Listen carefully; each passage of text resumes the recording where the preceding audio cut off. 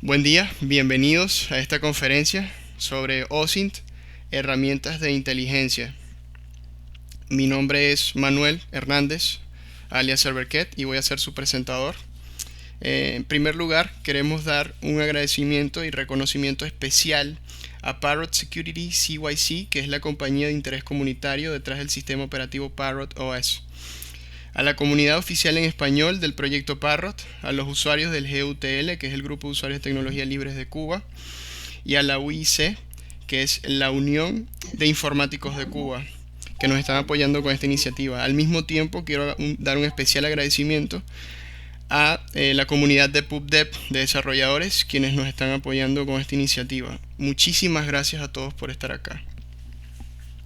Muy bien, como les había dicho, mi nombre es Manuel.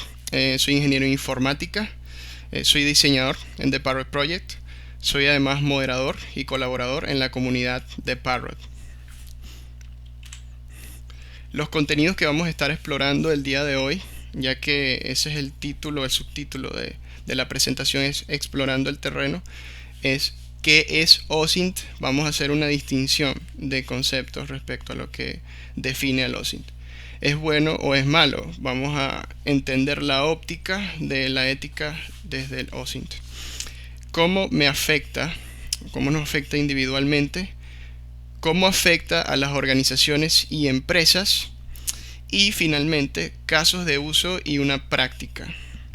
Para esto me he comunicado con la comunidad de PubDev, quienes nos han otorgado permiso para poder hacer una exploración de su sitio web utilizando las herramientas de OSINT. Les pido por favor que al entrar a la conferencia apaguen sus micrófonos y las preguntas las fijen directamente en el chat. Ya al final las estaré leyendo. Ok, vamos con el primer punto. ¿Qué es OSINT? Cabe destacar que esta conferencia va dirigida a personas con conocimiento cero de OSINT y conocimiento cero sobre su huella digital, además de profesionales de pentesting que pueden estar interesados en esta serie de herramientas.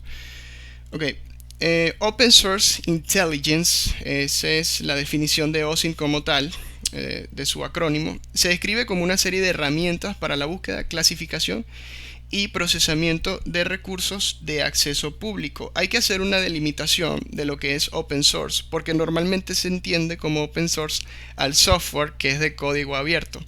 En este caso, open source se refiere a las fuentes de acceso público que se pueden encontrar alrededor de toda la web o alrededor de todo lo que son los medios que vamos a describir a continuación. ¿Cuáles son estas fuentes? Bueno, son medios de comunicación que se traducen en revistas, periódicos digitales, televisión de todos los países, además del internet, todo lo que tiene el internet, publicaciones en línea, blogs, grupos de discusión, medios ciudadanos, es decir, videos de teléfonos celulares y contenido creado por el usuario, YouTube y otros sitios web de medios sociales, por ejemplo Facebook, Twitter, Instagram, entre muchos otros. Datos públicos gubernamentales, que podrían ser informes o directorios telefónicos, presupuestos, audiencias, prensa, sitios web y discursos que correspondan a datos públicos gubernamentales. Dando un claro ejemplo de esto, el más conocido es los consejos nacionales electorales de cada país. Son principalmente el recurso que se representa normalmente en la figura de los datos públicos gubernamentales. Publicaciones académicas y profesionales, que, bueno, información adquirida de revistas, conferencias, simposios, trabajos académicos, disertaciones e incluso trabajos de grado o tesis. Datos comerciales, que son imágenes comerciales, evaluaciones financieras e industriales y bases de datos que correspondan a datos comerciales. Finalmente, la literatura gris, que es lo que normalmente conocemos como los white papers o papeles blancos, que son las patentes, documentos de trabajo, documentos comerciales, trabajos no publicados y boletines. Entonces, el OSINT es la compilación de todos estos recursos que pueden ser accedidos por cualquier persona en cualquier momento sin la necesidad de permiso alguno. Solamente en el caso regular necesitan acceso a internet. Vamos con el punto número 2. ¿Es bueno o es malo? Bueno, eso depende de la óptica con la que se mire. Se podría decir que incluso hasta puede salvar vidas.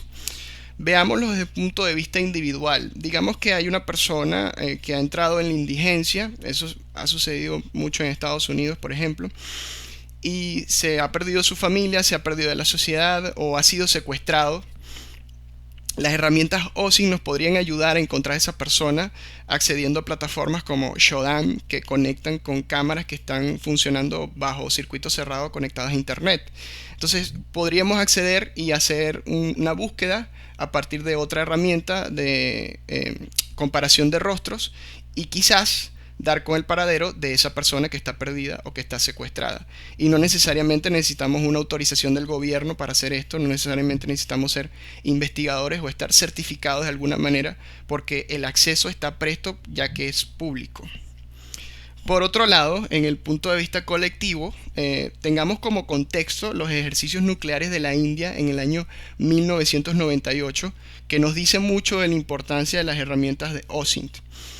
Resulta ser que en la India durante ese año estaban en proceso de elecciones y el candidato más popular, Atal Bihari Vajpayee, que luego se vuelve primer ministro, estuvo haciendo declaraciones sobre que él tenía interés respecto a los ejercicios nucleares.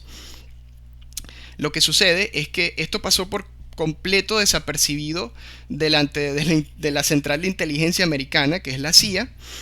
Incluso el director central, George Tenet, declaró que ellos no sabían nada respecto a esas declaraciones. Atal gana las elecciones y ya siendo presidente pone en práctica 3 ejercicios de carácter nuclear ese mismo año y la CIA no tenía ni idea. Entonces esto puso en alerta a Estados Unidos, principalmente a todos los países que son potencia en el mundo, respecto a lo que estaba pasando y que tenía que haber una forma de registrar toda esta información, de clasificarla. Luego ocurre el 9/11 y en el año 2004 nace algo así como un impulso, un estímulo a crear una base de datos de acceso público para las organizaciones gubernamentales. Esto ocurre en el año 2004 y en el año 2005 es oficial. Se crea las fuentes de acceso público, que es una base de datos que recopila toda la información de periódicos, de los medios que habíamos descrito anteriormente. Se oficializa en el año 2005, aparece la primera base de datos de parte del gobierno estadounidense para poder recopilar toda la información que corresponde a las declaraciones, principalmente de políticos. Ahora quisiera retarlos un poco al pensamiento. Piensen en cuál es la plataforma que más se utiliza actualmente para hacer declaraciones de cualquier cosa, principalmente de políticos. Si pensaron en Twitter, pues están acertando, porque justamente Twitter es la plataforma principal que utilizan los políticos para hacer cualquier declaración. Por lo que es lógico pensar que si queremos ver si hay algún gobierno que quiere hacer exploraciones nucleares, definitivamente alguna pista vamos a hallar en Twitter al respecto. Ok, vamos con el punto número 3. ¿Cómo me afecta? Bueno, todos tenemos una huella digital, absolutamente todos. La huella digital y la analítica por inteligencia artificial existe y tiene como catalizador todos esos dispositivos que utilizamos diariamente y que sirven como alimentador de toda esa huella digital. Entonces, ¿qué implica esto? Bueno, implica distintos tipos de sistemas, como por ejemplo los registros civiles, que son los sistemas de votación, los récords de multas, la información del seguro social y nada más. Por estos 3 aspectos, por estos 3 sistemas, ya cualquier persona que tenga un acceso a nuestro récord electoral, a nuestro récord de multas o a nuestro récord del seguro social podría saber dónde votamos, cuánto ganamos y si hemos realizado alguna irregularidad por recibir alguna multa. Entonces, también están los sistemas de compra y venta, que son, bueno, sistemas de negocios, Por ejemplo, Mercado Libre es un gran ejemplo de esto. Se puede saber mucho de una persona o de una empresa nada más a partir de ver su perfil de Mercado Libre. Y se pueden tomar la molestia de acceder a Mercado Libre y ver que muchas personas comentan sobre los productos que compran y podemos ver el historial de compra de estas personas, y eso es información de acceso público. Finalmente, los dispositivos y gadgets inteligentes. Esto incluye PCs, laptops, televisores, neveras, relojes.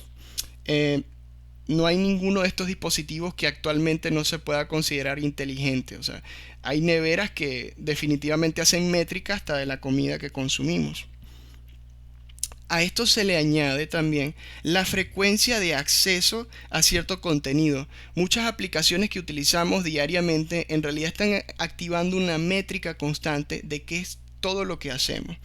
Pensemos en Instagram, que se sabe que cuando el micrófono está activado, la aplicación tiene lo primero que le pide permiso al usuario es si puede acceder al micrófono, si puede acceder a la cámara.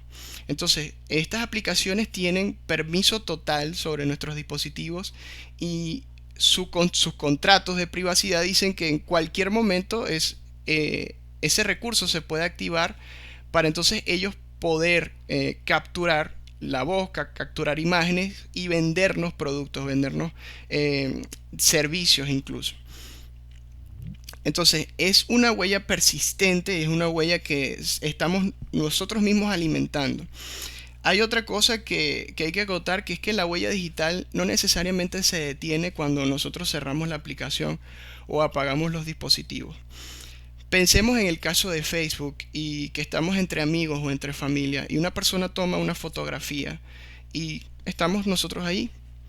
Esa persona puede geoetiquetar la imagen, puede etiquetar nuestro rostro e inmediatamente está alimentando a la inteligencia artificial con estas acciones. Por lo que, si bien no le estamos alimentando nosotros, lo está alimentando otra persona que sí está conectado en ese momento. O sea, tenemos que pensar y considerar que la huella digital está persistentemente latente. Okay, ahora vamos con el punto número 4 y es cómo afecta a las organizaciones y empresas. Cuando digo organizaciones me puedo referir, como en el caso de la OIC, a organizaciones no gubernamentales o organizaciones como PubDev que son sin fines de lucro. En esto también hay catalizadores, pero hay menos obligaciones de divulgar la información.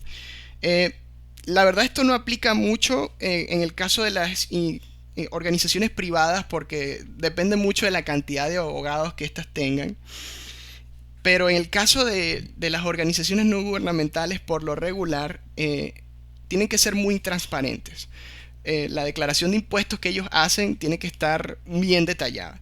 En el caso de las organizaciones gubernamentales o organizaciones privadas, dependiendo de la cantidad de activos que tengan, pues ellos pueden decir que sus declaraciones son mucho más complejas, incluso pueden contratar una cantidad absurda de abogados para darle la vuelta a esto.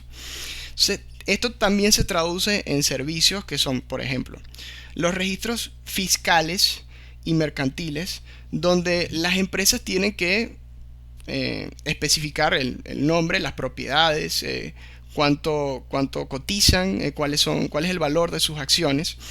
También están los sistemas de compra y venta. Sabemos que en el caso de Mercado Libre, que es un ejemplo en el cual he estado recurriendo, que Mercado Libre permite a las empresas crear perfiles corporativos. Entonces también podemos tener una idea de cuál es el tipo de producto, cuál es la tecnología que adquiere una empresa nada más accediendo a su perfil de Mercado Libre. También están los dispositivos de uso corporativo. Quizás muchas de las personas que están aquí trabajan en alguna empresa y normalmente en las oficinas hay un teléfono que es de la empresa, que recibe todas las llamadas, que recibe todos los mensajes de la producción. Bueno, imaginen eso como un catalizador constante de información que ustedes también están alimentando, porque si bien pueden tener su micrófono desactivado o su cámara desactivada con sus aplicaciones, el uso del día a día, en el caso de los teléfonos corporativos, como normalmente un empleado cualquiera no tiene permisos ni accesos a cambiar configuraciones, allí tenemos un micrófono que está constantemente activado grabando todas nuestras conversaciones y una cámara que está grabando constantemente todas nuestras acciones. Entonces esos teléfonos corporativos o esos dispositivos corporativos, que también incluyen los televisores inteligentes que pueden estar desplegados en los distintos departamentos, también sirven como catalizadores y generan información que puede estar alimentando a la inteligencia artificial sobre información nuestra, información privada. Okay, vamos con el último punto, que es casos de uso y práctica. ¿Cómo se utiliza el OSINT? ¿Qué herramientas puedo utilizar en OSINT para obtener toda esta clase de información? Porque ciertamente es mucha información. Sí, entonces tenemos como un objetivo la comunidad de PubDev. Como les había dicho al principio, ellos nos dieron su permiso para poder efectuar una prueba de inteligencia. Vamos a investigar esa comunidad. ¿Cuáles son los activos de esta comunidad? Bueno, tienen un sitio web, tienen información de Whois. Whois es una plataforma que se encarga de registrar todo lo que tiene que ver con los dominios a nivel de internet, toda la información de registro, fechas, horas, comunicación de abuso. Tienen sus redes sociales y tienen páginas relacionadas. El método, bueno, que esto es muy importante, el método principal para el OSINT es la triangulación de los datos. ¿En qué consiste? En que obtenemos datos de distintas fuentes, como lo había mencionado, los distintos medios que representan la información de una organización o de un individuo, y empezamos a crear relaciones. Vamos a utilizar una serie de herramientas, en este caso 3 herramientas bastante sencillas, quizás muchos de ustedes conocen algunas de ellas: NSLOOKUP, Whois y Maltego. Vamos con la práctica. Ok, en primer lugar vamos a ver, espero que estén apreciando mi pantalla, por lo que estoy viendo en el monitor. Sí, ok, ocurrió el cambio. Sí, se ve bien. Muy bien, esta es la página del sitio web de PubDev. Ok, vemos que es un layout bastante agradable, orientado a la tecnología. Estas son características muy importantes y de las cuales siempre hay que hacer notas. Lo primero que se debe hacer en estos casos es googlear. Sí, googlear. Puede sonar obvio, pero lo primero que hay que saber de la víctima o del objetivo es entender cómo reacciona el Internet respecto a esa organización o a ese individuo. Entonces, vamos a ir a Google y vamos a escribir PubDev tal cual como sale en el sitio web. Y de esta forma nos vamos a dar cuenta de cosas muy interesantes. Ok, viendo los resultados de Google, en este momento voy a utilizar solamente Google como buscador a razón de tiempo. Vemos que entre los primeros resultados no me está arrojando coincidencias respecto a PubDev. Vamos a ir a la segunda página.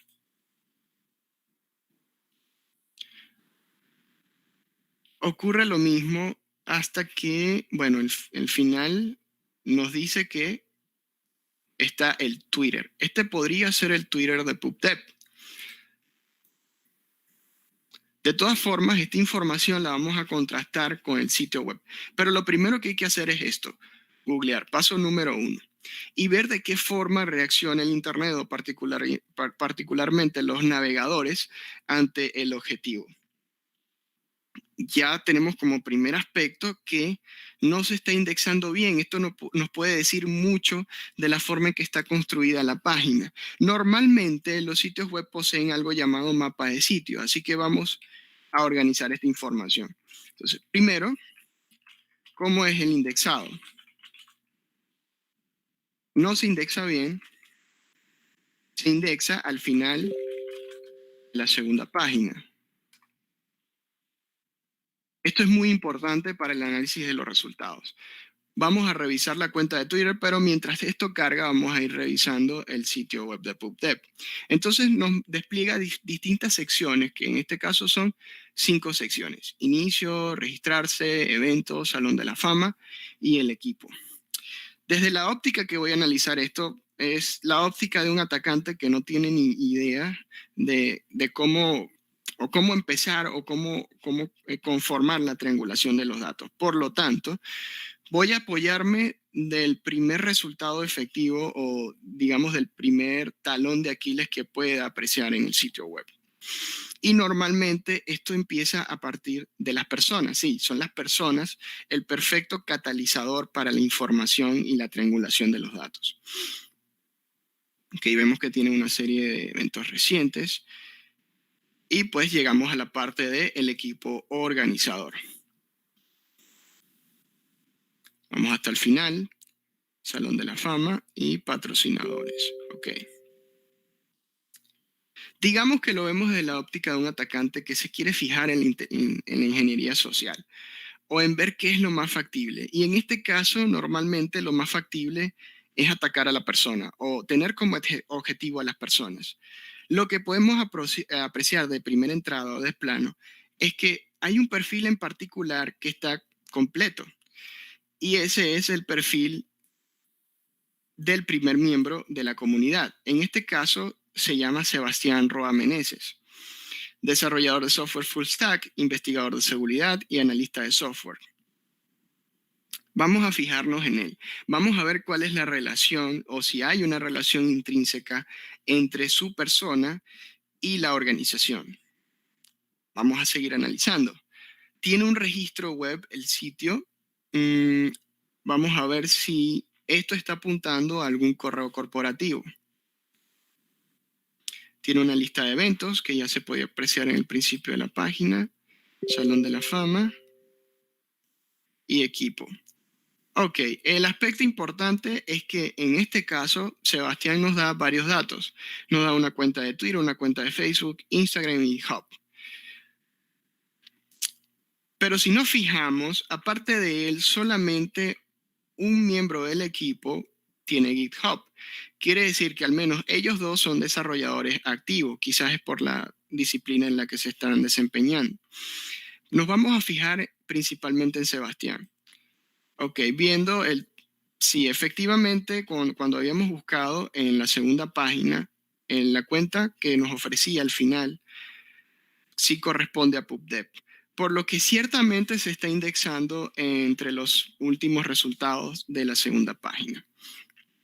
Lo primero que hay que analizar, entonces, es la personalidad del sitio web y la personalidad de sus líderes. Ok, es un dominio de primer nivel. Vemos que es un sitio que se llama pubdev.ml. Desconozco de dónde viene el ML, eso es algo que vamos a investigar. ¿Está centralizado? Sí, aparentemente está centralizado, ya que hay dos desarrolladores dentro del equipo y uno de ellos es full stack. Nos vamos a fijar en ese desarrollador. Ok, ahora vamos con la parte de comandos. ¿Qué es lo que queremos investigar? Queremos investigar de dónde viene esto. .ml. Al mismo tiempo queremos confirmar quién hizo el registro de este sitio web y de esta forma podemos ir triangulando cierta información. Si este sitio web fue registrado por Sebastián, quiere decir que Sebastián es el principal talón de Aquiles de esta organización y accediendo a sus perfiles podemos determinar de qué forma un atacante podría acceder a la información personal de Sebastián como para hacer suplantación, para hacer phishing y otra serie de ataques. De eso se trata OSI, de develar la información que está públicamente disponible. Entonces vamos a ver qué tanto nos dice Internet de la persona de Sebastián Roa Meneses. Ok, entonces vamos con lo primero. El primer comando es nslookup. Y nslookup nos dirá de dónde viene PubDev. Y nos arroja una IP. Lo primero que vamos a confirmar es si tanto el dominio como el hosting vienen del mismo sitio. Esto es muy importante porque nos puede dar información de plano sobre el nivel de seguridad que tiene el sitio web. Vamos a copiar esta dirección IP y lo primero que le voy a preguntar a Juiz, que es el segundo comando, es qué información me puede proporcionar de PubDev para ver de dónde viene el dominio .ml. Por lo que vemos, el .ml viene de un servicio llamado Freenom. Ese es el servicio de registro de dominios. Entonces, lo que vamos a hacer es investigar ¿De dónde viene eso?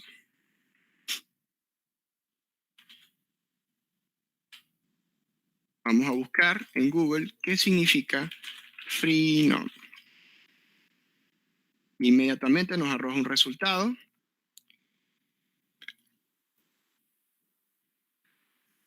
Freenom es un proveedor gratuito de dominios. ¿Qué quiere decir esto? Que debemos investigar si está disponible entonces el dominio.com que corresponda a PubDev. De no ser así, esto se podría prestar para una suplantación y cualquier persona podría tener el alcance como para contratar un dominio.com y de esta forma poder quizás desmontar las operaciones de esta comunidad. Quizás esto suene un poco brusco, pero es así como funciona en el mundo real. Los atacantes piensan en este tipo de cosas. Entonces vamos a buscar PubDev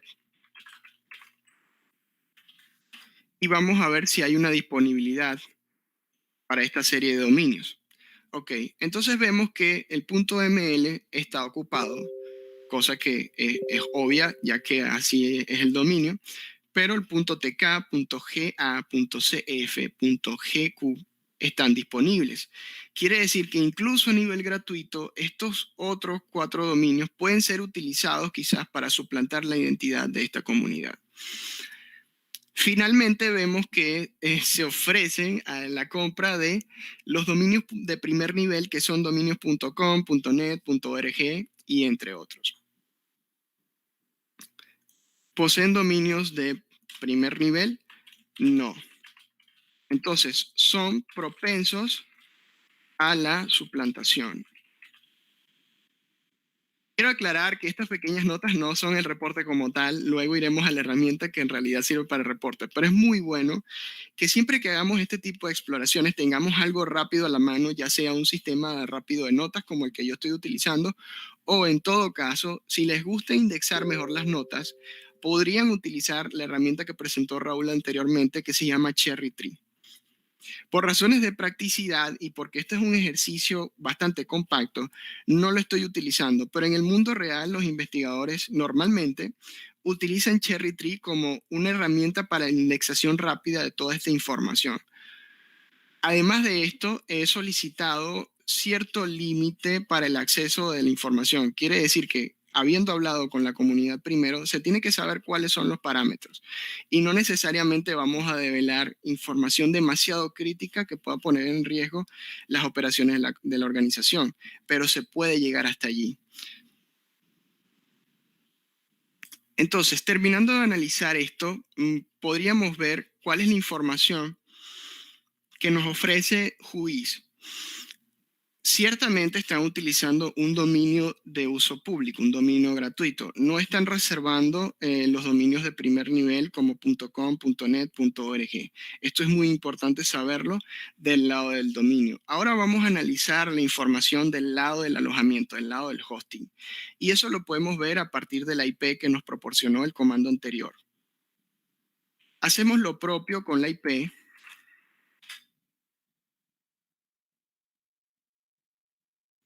Y eso nos va a arrojar información del registro del servidor.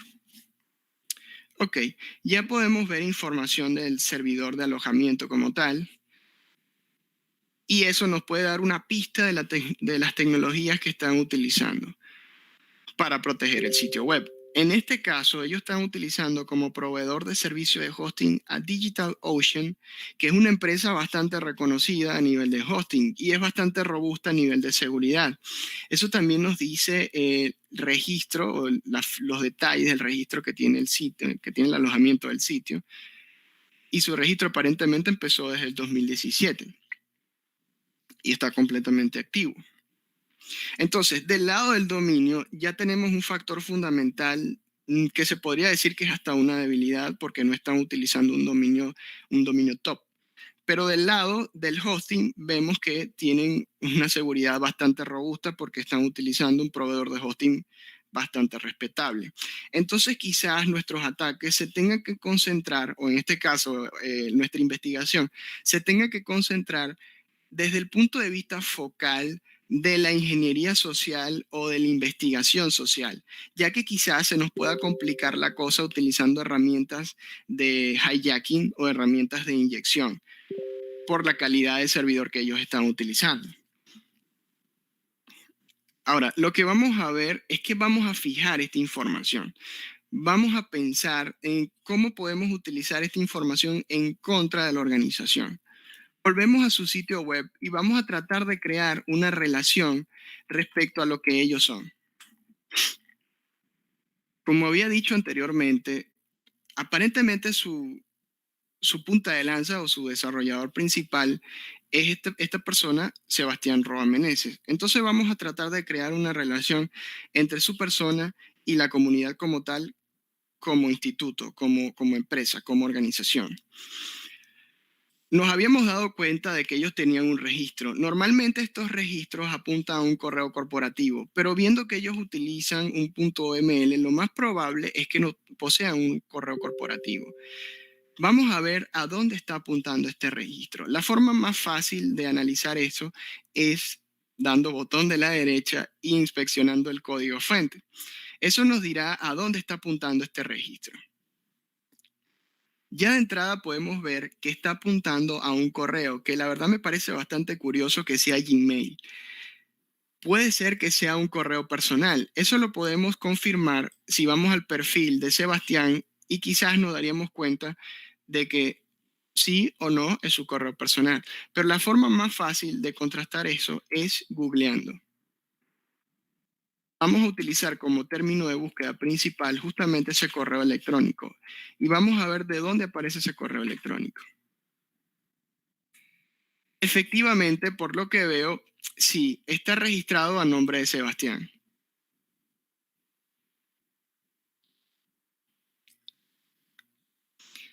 Y ya también nos muestra información muy interesante. Si bien el correo que se está utilizando para el registro está apuntando al perfil de Sebastián como profesional, además de eso, ese perfil nos proporciona un número de teléfono, por lo que a partir de aquí podríamos saber de dónde viene Sebastián. Vamos a hacer lo propio, vamos a investigar ese número de teléfono. Vamos a ver qué resultado nos arroja si colocamos cuál es ese código más 57. Como resultado nos arroja que ese número de teléfono pertenece al país Colombia. Esto es información muy importante porque desde el punto de vista de un atacante, esto serviría para más o menos darle una idea de la ubicación e incluso del contexto social y económico que está viviendo esa institución o ese individuo. Quizás si lo orientamos al punto de vista de la persona, podríamos acceder a la información más personal y la información de geolocalización de Sebastián a partir de indexar su información, por ejemplo, de un Consejo Nacional Electoral de ese país. Todos los países tienen un Consejo Nacional Electoral y la mayoría de estos países tienen o un sitio alternativo donde puedes buscar a partir del nombre o en el mismo sitio del Consejo Nacional Electoral del país buscar a partir del nombre de la persona. Y como habíamos hablado en la presentación, esto nos puede afectar mucho a nivel individual, porque imagínense que cualquier persona pudiera acceder a su información electoral. Eso les podría decir muchísimas cosas respecto a su persona, lo cual es bastante peligroso. Imagínense que cualquier persona podría acceder a su información financiera, porque como había mencionado, uno de los puntos de acceso público son los récords de multas y además de eso la información de seguro social. Muchos de nuestros países en Latinoamérica ofrecen esta información de plano en sus portales, lo que quiere decir que cualquier persona, incluso si reside en Europa o en Asia, pudiera acceder a esta información que es muy personal y ver cuál es nuestra situación en general. Del lado de las empresas ocurre lo mismo. Una persona o una institución podría acceder a nuestra información financiera, información de registro y triangular toda esta información. Ok, entonces volvemos con la persona de Sebastián. Sebastián tiene una relación directa con la comunidad, tiene una relación directa con el servicio web. Hemos interpretado algunas cosas. En primer lugar, que el sitio web utiliza un dominio de uso público, un dominio de contratación gratuita. En segundo lugar, que el correo que se está utilizando es su correo personal, por lo que un atacante podría concentrar todos sus esfuerzos en desmontar las operaciones a nivel organizacional, tanto del sitio como a nivel ético y social, en el caso de Sebastián. Esto podría ser alguna suplantación del sitio web, algún phishing en contra de Sebastián, entre muchas otras técnicas que no necesariamente entran en el aspecto o en el campo ético. Esto es para que tengan una idea de cuál es el alcance de un atacante solamente a partir de la información que se muestra de plano en un sitio web, en un sitio web comunitario, en un sitio web de una empresa. Ok, entonces ya entendiendo el uso de estos comandos, sabiendo cómo se utiliza NSLOOKUP, cómo se utiliza WHOIS, que son comandos bastante cómodos, vamos a la parte del registro, vamos a la parte de la organización. Ahí es donde entra la siguiente herramienta que se denomina Maltego. Maltego me permite utilizar también esos comandos que mencioné anteriormente, pero a través de una interfaz como tal. Y la misma información que sabemos respecto al sitio web y respecto a Sebastián, pudiéramos organizarla e indexarla en Maltego. ¿De qué forma? Les daré una muestra de eso. Ya he fabricado un mapa de las relaciones entre Sebastián y la organización y nos da una idea de cómo Maltego despliega toda esta información, toda esta data. La forma de replicar esto es la siguiente. Tenemos como punto de partida el sitio web. Entonces Maltego nos muestra esta interfaz y simplemente arrastramos el token de sitio web y lo editamos. Vamos a colocar la dirección que corresponde a pubdev. pubdev.ml. Y a partir de aquí ya podemos hacer un perfilamiento de la empresa. Lo primero que vamos a obtener es su información de dominio o DNS, que es el mismo equivalente a lo que sería el comando NSLOOKUP. Y además vamos a obtener la IP, que también la obtuvimos con NSLOOKUP. Ok, a partir de allí ya tenemos la misma información que vimos a través de la consola. Tenemos la información del DNS y la información IP. Y esto nos puede desplegar la misma data que nos despliega WHOIS. ¿Cómo lo hacemos? Lo primero es determinar los nombres de servicio, los dominios que utilizan. También podríamos confirmar de una vez si ellos utilizan algún servidor de correo. Como les había mencionado anteriormente, siendo un dominio.ml, lo más probable es que no utilicen un dominio de correo. Pero de todas formas, Maltego nos permite confirmar esta información a través del siguiente comando. Además, vamos a arrojar los nombres de servidor. Como recuerdan, en el Freenom es el proveedor de dominios que ellos están utilizando. Maltego también me proporciona esta información. Y vean lo fácil que es desplegarla. Ahora, del lado de la IP podemos desplegar, como hicimos con WHOIS, la información de registro de ese alojamiento mediante el siguiente comando, WHOIS. Lo mismo podemos hacer con la parte de los dominios. Entonces aquí buscamos WHOIS. Y ya vemos cómo Maltego nos empieza a mapear toda la información que habíamos visto en la terminal, cosa que es muy interesante porque puede agilizar bastante el proceso investigativo. Entonces, sabemos que existe una serie de relaciones a nivel de la comunidad. Poseen un servidor de nombres de acceso gratuito y un alojamiento de uso privado. Ahora vamos a crear las relaciones con las entidades de personas, que en este caso la entidad más interesante es Sebastián Roa Meneses. Entonces vamos a arrastrar esta entidad acá y vamos a especificarlo.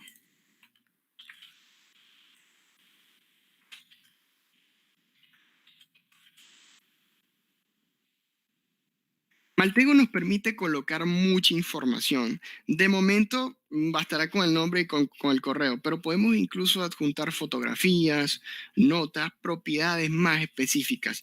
Como les dije anteriormente, podríamos incluso indexar la información que corresponde al sistema de registro de su Consejo Nacional Electoral, o sea, el Consejo Nacional Electoral de su país, cosa que es bastante peligrosa, pero no vamos a llegar hasta allí, ya que siempre hay que delimitar en este tipo de investigaciones y les repito, esto lo estamos haciendo bajo autorización de la comunidad y bajo autorización de las personas de Sebastián, por lo que es importante que si van a realizar algún tipo de experimento, primero háganlo con su propia persona. Vean qué tanta información de ustedes se ofrece en Internet, qué tanta información estaban otorgando al acceso público y qué tanta información estaban otorgando a la inteligencia artificial y particularmente a su propia huella digital. Entonces vamos a empezar a crear las relaciones. De Sebastián tenemos un correo electrónico. Entonces vamos a crear una entidad para su correo electrónico.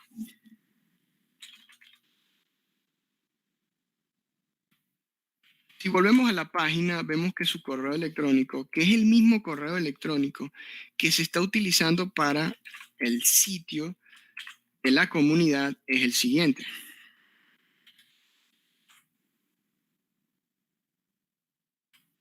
Ahora vamos a crear una relación entre Sebastián y ese correo electrónico, una relación directa. Y aquí es donde empieza la triangulación de los datos. Ok, sabemos que este es el correo electrónico de Sebastián, pero al mismo tiempo es el correo electrónico que se está utilizando para los registros de la empresa. Por lo que en el caso de Sebastián y en el caso del correo hay una relación directa. Y ya tenemos acá un mapeo de entidades. Y aquí es donde entran nuestras relaciones. Entonces, podríamos tomarlo desde dos puntos de vista focales. El primero es atacar a la institución como tal, ya sabiendo que sus debilidades son en la utilización de un nombre de dominio gratuito o atacar a la persona. En este caso, quien está más expuesto es Sebastián Roa Meneses. Pudiéramos acceder a sus registros electorales, a sus registros de multas, a sus registros de seguro social y ver las características de Sebastián. Incluso, no lo estoy dejando de lado, simplemente que eso es algo muy personal y es sus redes sociales. Las redes sociales de una persona nos dicen absolutamente todo lo que queremos saber, pero en este caso de la experimentación no vamos a llegar hasta allí. Es información muy, muy personal que no vamos a tocar, pero evidentemente es un pilar fundamental de este tipo de triangulaciones. Muy bien, entonces digamos que queremos crear un protocolo. Yo les recomendaría empezar por aprender a utilizar estos comandos, tanto NSLOOKUP como WHOIS, para empezar a relacionarse un poco con lo que es la investigación a mano. Y finalmente para los reportes llegar a Maltego y empezar a crear las relaciones a partir de mapeos, como en este caso, que nos facilitan vislumbrar un poco más la triangulación de los datos y la triangulación que existe entre las distintas entidades que representan a una empresa o a una organización. Muy bien, ahora me gustaría saber si existe alguna pregunta respecto a la parte teórica o a la parte práctica. Estaré atento de sus comentarios.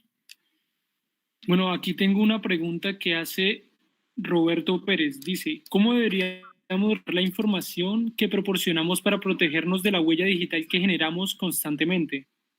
Por favor, repíteme la parte inicial de la pregunta. ¿Cómo deberíamos regular la información que proporcionamos para protegernos de la huella digital que generamos constantemente? Yo diría que principalmente es tener organizada nuestra vida profesional y nuestra vida personal. Normalmente volvemos una sola cosa ambos aspectos. Ligamos nuestros perfiles personales a una empresa, ligamos nuestros perfiles personales a una organización. Y yo diría que hay que empezar a limitar la información que permitimos que se pueda indexar de nosotros. Si bien tenemos algún perfil personal, como el caso de Sebastián, podemos proporcionar un correo que corresponda a nuestras actividades comerciales, a nuestras actividades organizacionales. pero yo no le recomendaría que sea el mismo correo que utilizamos con nuestra empresa o que utilizamos con la empresa que nos emplea. No recomiendo tampoco que liguemos nuestros perfiles personales de Facebook, de Instagram, de Twitter a una organización o empresa. Tampoco digo que debamos crear 1000 correos, 1000 perfiles, pero sí tener en claro qué es lo que mostramos de cara a cada organización, de cara a cada empresa y principalmente de cara al mundo. Si una persona hace una búsqueda de nuestro nombre en Internet, debería ser capaz de poder indexar lo estrictamente necesario. Pero ¿por qué saber o por qué tiene que saber una persona sobre nuestra ubicación en el momento? Porque normalmente cuando se tiene una red social, se geoetiqueta todo, se etiquetan las caras, se indexa demasiada información de parte de los navegadores. Entonces es peligroso que tanto los buscadores como sistemas como Maltego permitan indexar también la información. Por ejemplo, en el caso del correo electrónico, yo hasta pudiera confirmar si ese correo todavía existe, ya que se utiliza para los registros que se están efectuando de la comunidad. Y si bien esta información es importante, el hecho de que sea un correo electrónico personal representa un riesgo. Entonces, ¿cómo protegernos? Pues estar conscientes de nuestra huella digital. ¿Qué tanto estamos ofreciendo al mundo? Estamos ofreciendo nuestra ubicación cada vez que posteamos algo en Facebook, en Instagram, en Twitter. Somos conscientes de las repercusiones de hacer un live stream y mostrar instituciones, mostrar calles, mostrar incluso el frontal de nuestro hogar, de nuestro domicilio. Tenemos que entender que toda esta información puede ser investigada y triangulada. Entonces, delimitar un poco qué información proporcionamos en todas las redes sociales, porque hay que ser conscientes de que las redes sociales funcionan como un catalizador perfecto, tanto para las instituciones como para los individuos. Además de eso, entran cosas como la utilización constante de métodos de encriptación para nuestra información, pero eso ya debería ser un estándar para todas nuestras comunicaciones. Nadie debería estar utilizando algún servicio que no utilice una encriptación punto a punto. Por lo que quizás eso entre desde dentro del punto de vista de obviedades, pero es necesario también acotar que nuestras comunicaciones también deben estar protegidas y no confiarnos de cualquier servicio que ofrece comunicación como en la forma de alguna aplicación aleatoria dentro de la tienda de aplicaciones o aplicaciones que tengan acceso a los recursos de nuestros dispositivos. Eso es parte de la proyección, de la protección y de la proyección que podemos hacer sobre nuestra huella digital. Estar conscientes de cuántos permisos tiene Instagram, cuántos permisos tiene Twitter, cuántos permisos tiene Facebook sobre nuestros teléfonos. Porque si vamos en este momento, y los puedo instar a que hagan ese experimento, vayan a la configuración de aplicaciones de sus propios teléfonos y vean cuántos permisos se le están otorgando a Instagram. Seguramente verán que tienen acceso a su cámara, a su micrófono, a su geolocalización y a muchas más otras cosas, incluso sus llamadas, sus mensajes. ¿Por qué estas aplicaciones deberían tener tantos permisos sobre sus vidas? No lo deberían tener.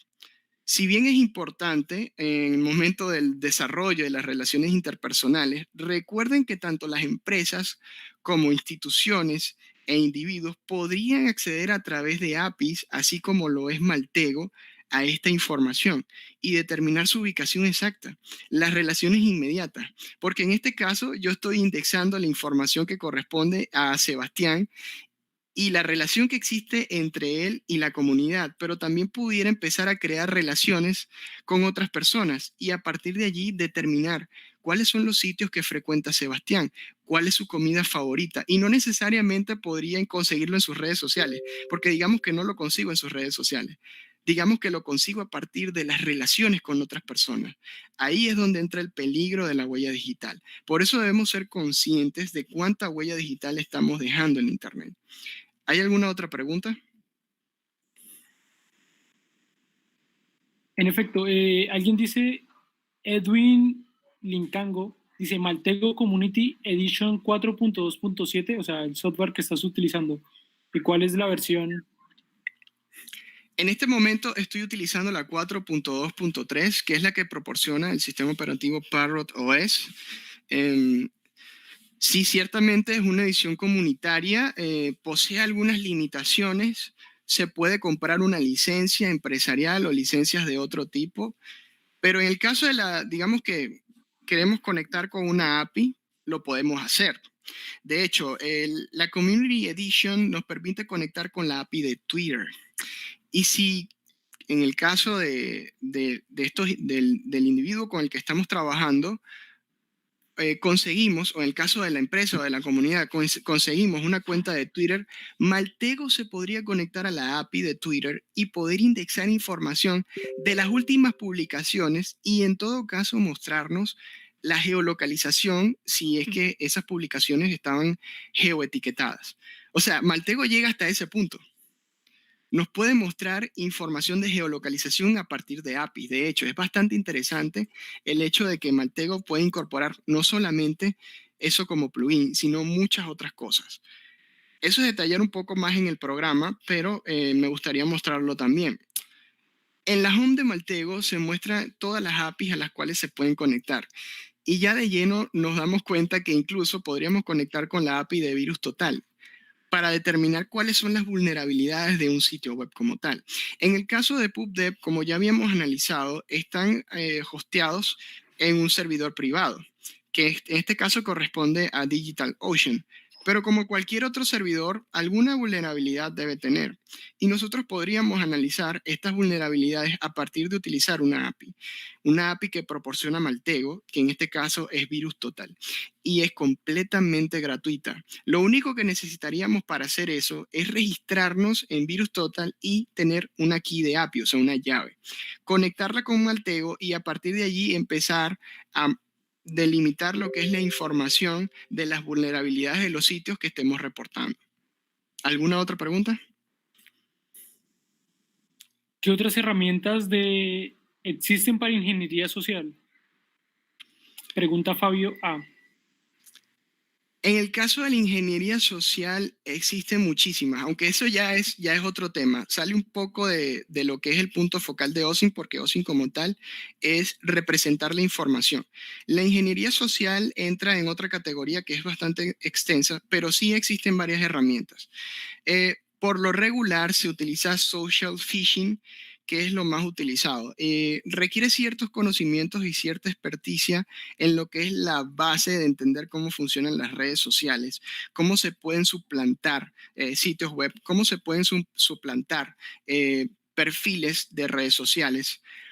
Pero sí, si me preguntaras qué herramienta mencionar, yo diría que la más efectiva en todo caso es social phishing. Y nada más con esta información que estoy mostrando acá, se tiene bastante para empezar a trabajar con social phishing, porque se puede orientar desde el punto de vista organizacional o desde el punto de vista individual. ¿Alguna otra pregunta? Excelente, no, de momento no hay más preguntas. Recordarles a todas las personas que están en el en vivo que pueden dejar sus comentarios en el canal de YouTube aquí en la caja de comentarios y los estaremos leyendo. Pero de momento no hay más, no hay más preguntas, solo la gente conmocionada por el tema. Sí, sí, ocurre mucho porque la verdad es un tema un poco impactante. Lo primero que hice cuando me di cuenta de que el OSINT era tan extenso fue investigar mis propios perfiles, o sea, ver cómo me indexaba Google, ver cómo me indexaba DuckDuckGo, ver cómo me indexaba Bing. Eso es algo también que resaltar. Búsquense en los motores de búsqueda. Coloquen su nombre completo. Coloquen su correo electrónico. Coloquen quizás su usuario de redes sociales. Si ustedes tienen integradas sus redes sociales y colocan, por ejemplo, su correo, se sorprenderán de los resultados que van a obtener. Se sorprenderán de los resultados si colocan su nombre completo. Se sorprenderían de los resultados si colocan su cédula o su identificador de país.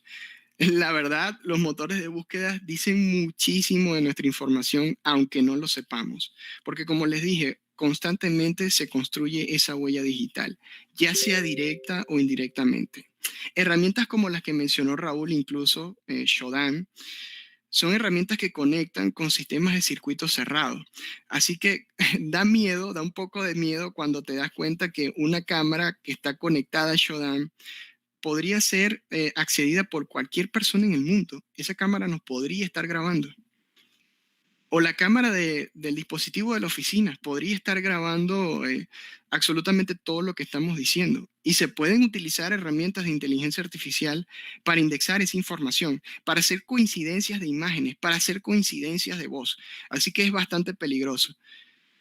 Pero al mismo tiempo hay una parte buena. Organizaciones como PubDev, como la CYC de Parrot, impulsan la investigación del lado comunitario, impulsan la investigación del lado investigativo. Y esto nos puede servir para ayudar, por ejemplo, a organizaciones sin fines de lucro a indexar mejor su información en Internet o a personalidades que estén en solicitud de ayuda. O a personas que puedan estar perdidas, personas extraviadas o secuestradas. Nosotros también podemos ser investigadores, nada más utilizando estas herramientas. Pongan en práctica estos conocimientos y les aseguro que se van a sorprender. ¿Existe alguna otra pregunta? Bueno, acá hay otra que dice, ¿cómo solicitamos el derecho al olvido en el caso que uno encuentre información sensible sobre uno mismo, pero que olviden las credenciales de acceso al sitio en cuestión? Casualmente existen dos herramientas que hacen eso. En este momento, por cuestión del streaming, ya eso entra en otro tema, pero sí podría estar proporcionando esa información. Existe un sistema que nos permite ver cuál es la forma en que se borran todas las cuentas y en el caso de que no se puedan borrar, eso es una API, por cierto. Es una API general que se conecta a todas las APIs que corresponden al deleting de nuestra información en las redes sociales. Se puede solicitar ese olvido de distintas formas. La primera forma es yendo a la página que corresponda o a la sección de ayuda que corresponda a la red social en donde se puede borrar la información. Hay redes sociales que hacen este trabajo bastante difícil.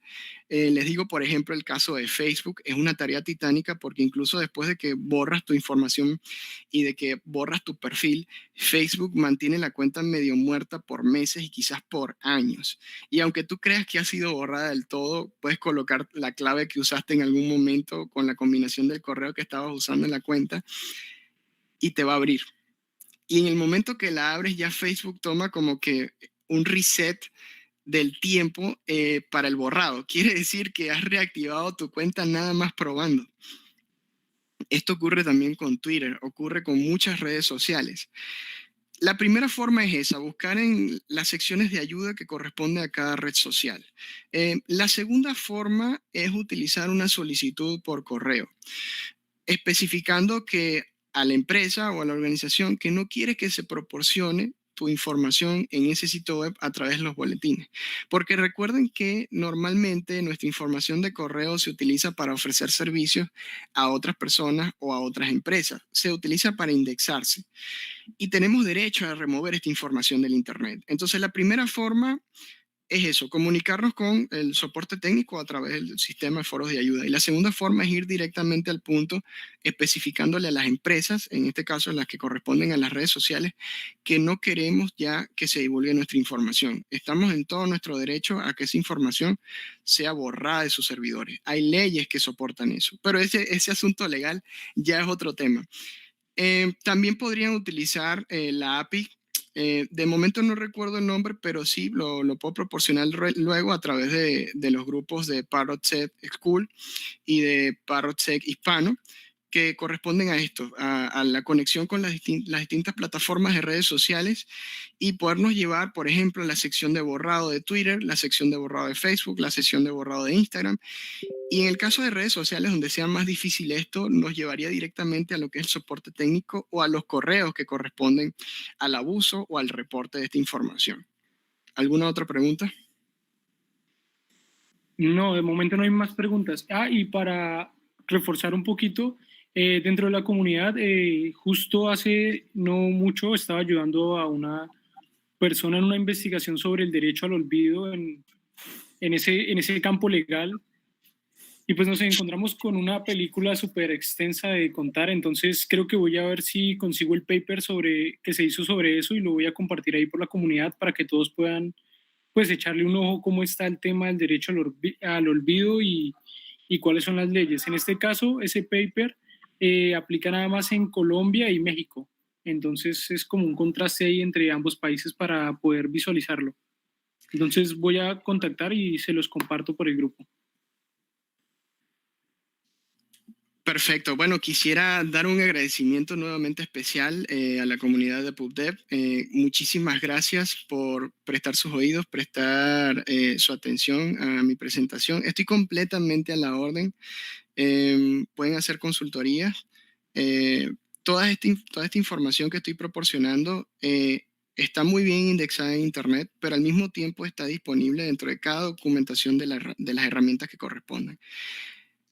Me sirve también de promocionar al sistema operativo Parrot OS, que trae todas estas herramientas incorporadas en su versión Security, por lo que ya tienen un out of the box bastante completo para empezar a trabajar con todo lo que es el framework de OSINT y todas las herramientas de reporte. Y creo que eso es todo por ahora. Estaré esperando a la próxima oportunidad para estar presentando este tipo de herramientas. Quiero destacar que próximamente estaré dando una conferencia sobre inteligencia artificial orientada al diseño gráfico, ya que como había mencionado, también hago diseño gráfico y ciertamente la inteligencia artificial ha dado pasos agigantados en este aspecto. Pero al mismo tiempo es un tema que ya se utiliza en OSINT, ya hay herramientas de inteligencia artificial en OSINT. Como me dio curiosidad la pregunta que habían desarrollado anteriormente, quiero dejar de frente esta herramienta que es un sitio web que se llama osintframework.com, hagan nota de ello, que nos permite indexar bastante bien todas las herramientas OSINT destinadas a las distintas redes sociales e incluso a los distintos aspectos de medios. Estoy resaltando la parte de las redes sociales, pero como podrán ver, incluso podemos verificar nombres, direcciones de correo, nombres de dominio, imágenes, geolocalización, negocios de transporte, registros públicos, números telefónicos e incluso sitios de citas, herramientas, archivos, sistemas de análisis de software y documentaciones. Básicamente todo lo que había mencionado en la parte teórica se puede indexar a través de OSINT Framework. Existen muchas más herramientas, pero yo recomendaría esta de entrada para empezar a relacionarse. Quizás el inglés es un atenuante, pero normalmente la información se indexa mejor en inglés. Así que tengan en consideración que si van a hacer una investigación y el sitio web o la persona no son hablantes nativos del inglés, hace un poco más fácil encontrar información e indexarla en español. Pero es importante también que si hay comunidades multilingües, principalmente las busquemos en inglés. Principalmente tratemos de indexar su información a través de métodos de entrada y palabras de búsqueda en inglés. Muchísimas gracias por la oportunidad y bueno, agradecido nuevamente por estar acá. Vale, excelente. De momento hay otra pregunta que dice Edwin Lincango. ¿Cómo puedo eliminar los datos de la web? ¿Existe algún software? Lamentablemente, depende de qué tanta data hayas otorgado al Internet. Yo he logrado indexar información que pensé que había desaparecido hace 14 años. Hay información por allí de 2010, de 2008, hay información por allí de 2006 que corresponde a perfiles antiguos que había creado, no necesariamente con el nombre que estoy utilizando para mi alias de programador. Por cierto, pueden ubicarme en el chat de Telegram, en los grupos de Telegram que corresponden a Parrot Security, como ServerKit. Ya con eso pueden dar conmigo. Siempre estoy activo en todos los grupos para proporcionar esta clase de información. Pero sí, se puede indexar hasta bastante atrás en el tiempo. Incluso si ustedes creen que han borrado su información, se puede regresar en el tiempo en Internet. Existe una herramienta que se llama Internet Wayback Machine. Así que podemos empezar por aquí. Digamos que quieres borrar toda la información que existe respecto a tus perfiles de redes sociales, páginas web que creaste. Empieza por acá. por la Wayback Machine. Si tu sitio web desapareció, si tu red social desapareció y quieres confirmar que ha sido borrado tanto de los servidores de hosting como de los servidores de la red social, entra en este sitio, busca el dominio que corresponde a tu ID de red social, busca la URL que pertenecía a tu sitio web y ve qué tantas entradas existen en este registro, porque esto es un registro bastante extenso que data de dominio público. Quizás podría decir que lo más antiguo que he logrado conseguir ha sido de 2002, 2001. Sí, efectivamente. Yo tenía un sitio llamado Software Libre Pro.tk. Yo también he hecho uso de los dominios .tk. Y me sorprendí de que todavía se puede indexar esta información. Como verán, este sitio data de diciembre 1 de 2011. Cosa que es increíble. O sea, estamos hablando de que este sitio desapareció hace 9 años y ha sido registrado 3 veces por esta herramienta. Entonces esto nos puede servir para, esto también es OSINT, por cierto, nos puede servir para determinar si en realidad las redes sociales han borrado nuestra información porque no debería ser indexada. En el caso de este sitio web, más bien me da gusto que se esté indexando porque es un sitio que estuve manteniendo con mucho cariño orientado al software libre. Pero como fue borrado por completo de parte de Google, ya que esto fue creado con Blogspot, no hay capturas. Cosa que es muy interesante también respecto a las capturas de Wayback Machine, hace capturas completas de los sitios web en el momento que hace el registro. Por lo que si crees que tus fotos de Facebook fueron borradas, primero confírmalo acá. Si crees que tus tweets desaparecieron, primero confírmalo acá. Porque si alguna vez han visto que algún artista o algún político ha borrado sus tweets y se han preguntado, pero ¿cómo es que la gente muestra esos tweets si cuando yo los busco desaparecieron? Pues es a través de estas herramientas como Wayback Machine.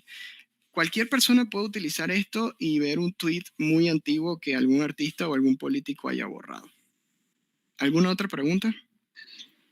Y bueno, la otra pregunta es que si se puede eliminar información que aún existe en Wayback Machine. Sí, por supuesto, se puede solicitar el borrado de información a través del área de contacto y soporte de ellos, pero recuerden que tienen que ser muy diplomáticos porque esto es un archivo de Internet.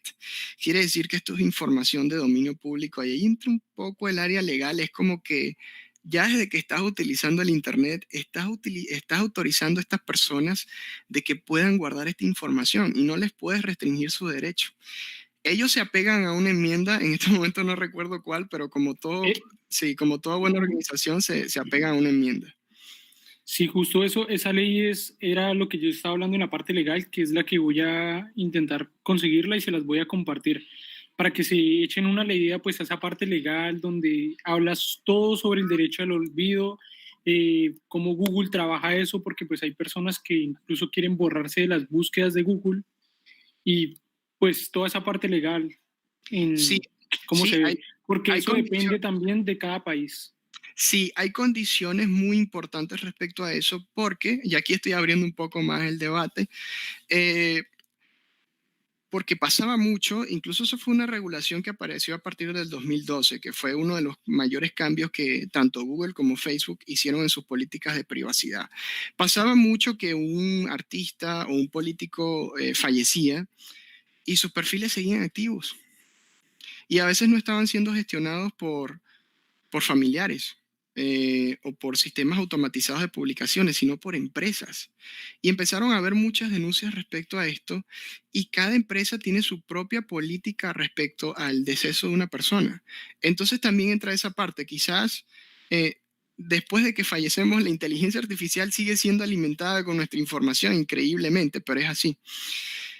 Y esta información puede ser limitada también. Nosotros le podemos decir a la inteligencia artificial de cada red social, o en este caso a las organizaciones detrás de esa inteligencia artificial, no quiero que sigas indexando mi información después de fallecer.